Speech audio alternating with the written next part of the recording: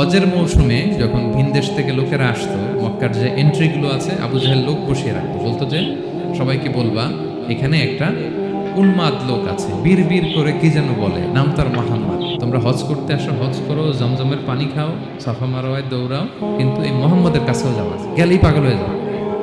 মানুষের একটা অভ্যাস আছে, আল ইনসানু হারিসুন আলা মা মুনিয়া, মানুষের যেটা করতে না বলা হয় বেশি, মানুষ এটা করে বেশি। তো রাসূল সাল্লাল্লাহু মুহাম্মদের কথা কিন্তু ভিনদেশীরা জানতোই না। মুহাম্মদের কাছে যেও না যখন বলছে, সবাই মনে মনে প্ল্যান করে নিছে, আর যাই করি আর না করি মুহাম্মদের দেখে যাইতে হবে। তো এরা হস্টস করে সবাই খুঁজতো, হু ইজ দিস মুহাম্মদ, কে এই মুহাম্মদ? রাসূল সাল্লাল্লাহু আলাইহি ওয়াসাল্লামের কাছে আসতো। রাসূল সাল্লাল্লাহু আলাইহি ওয়াসাল্লামের তেলাওয়াত তো অনেক দূরে, চেহারা দেখে অনেকে কালিমা পড়ে মুসলমান হয়ে যেত।